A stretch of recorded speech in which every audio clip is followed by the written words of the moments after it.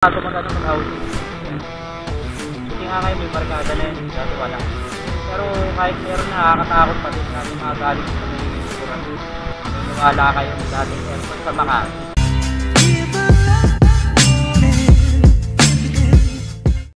So, kasi yung mga kumpadre, so yun, tayo na panibago ngayong araw. Then, mic check muna. Sana naririnig nyo ako. So yan, kung kahapon ay nakita nyo yung traffic dito, malamang ngayon makikita nyo yung traffic pa din. Pero kung maganda ngayong araw, hindi na umuulan. Dalawang araw tayong binabayo ng ulan habang nasa biyahe. Kaya na, dito pa lang, kita na yung traffic. Dami tayo na pinagbabawal na technique. So yun, alam nyo ba, dapat pag rider ka, may alam ka na pinagbabawal na technique. Hindi lang may alam, dapat marami kang alam. Kasi pinagbabawal na technique. Natin ito. So yun, as always, makikita nyo na naman dito sa video natin, may traffic na naman.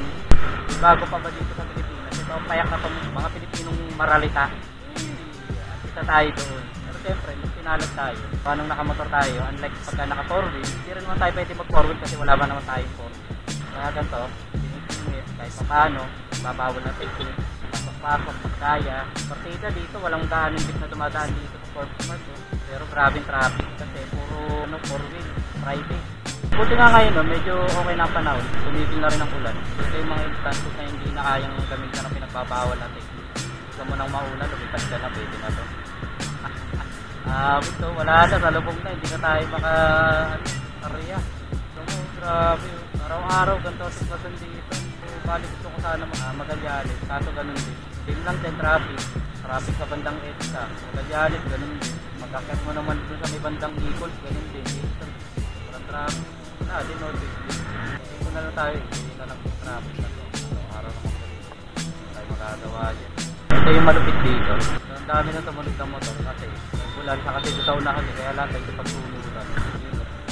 Ito na natin. Lang na lang. Nakatanga mo. Ayun. Alam nyo ba, kapag rider ka, dapat matuskarte ka sa tao.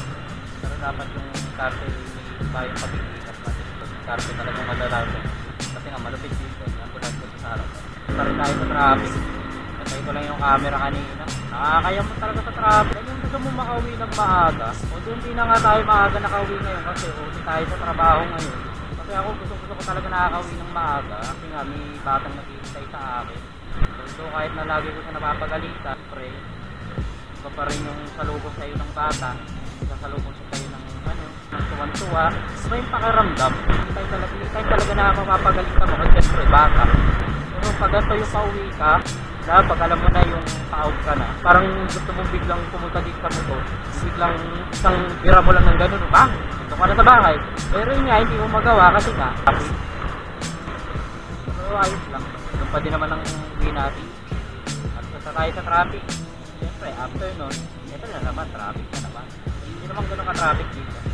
Bali, ito yung pinakamasasadahan talaga. Galing ka ng Makati, pasok ka lang ng food park, kanan ka ng Lotto, sa may stoplight, tagot ka dito, kaliwa ka dito, sa Mackenzie Road. Kasi ito, tagot ka na ito, C5. Ito yung pinakamasasadahan talaga pagka galing ka ng Makati. So, ayan na, binaknak ako. Nakna. Puste. Binis Navidad. Paparapam-pam. Tama na nga yun. Last na yun.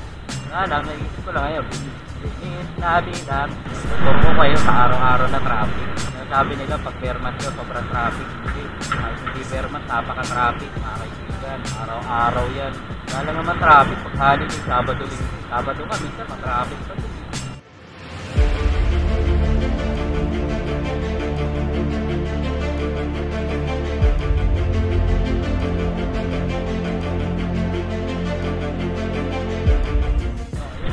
Na tayo, nakita nyo, ayan, traffic din na naman. Yung tinatawag na traffic overload.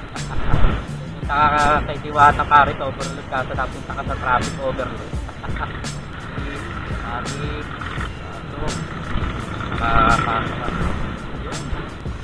fast lane pa tayo, hindi nga gumagalong fast lane ngayon. Sabitin na natin to.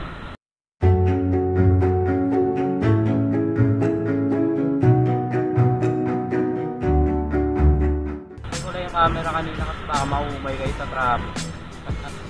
Kanina pa traffic nakikita nyo. Bagay, kaya ka tinawag na traffic overload. Ayan na. Ayan na. Mas ma-traffic sa kabila. Kabilang lane. Mag-u-turn kasi tayo dito sa may bandang housing sa K5. Ito yung tinatawag nilang killer U-turn ng K5. Gawa nung ang dami ng na-aksidente din kasi talaga dito. Killer U-turn to kasi ang daming mabibili sa sasakyan, lalo na galing ng service road.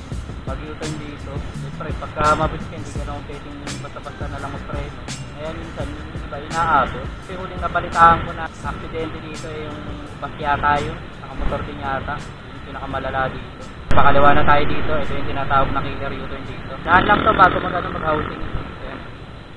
Buti nga ngayon may barkada na yun, dati wala. Pero kahit meron na, nakakatakot pa din natin mga galing sa may likuran. Kadalasan dito mga mabibilis na truck, nakabas. Kaya nyo biglang kakaliwa. Oh. So yun, ito ko nakatapusin siguro to. Like, comment, and subscribe. Wala muna tayong story ngayon sa video na to. So susunod, may tinatarget ako. Maniniwala kayo, may dating airport sa Makati. So yun yung susunod natin na tatalakayin. Hintay lang tayo, abang-abang lang tayo, steady lang tayo. Wow!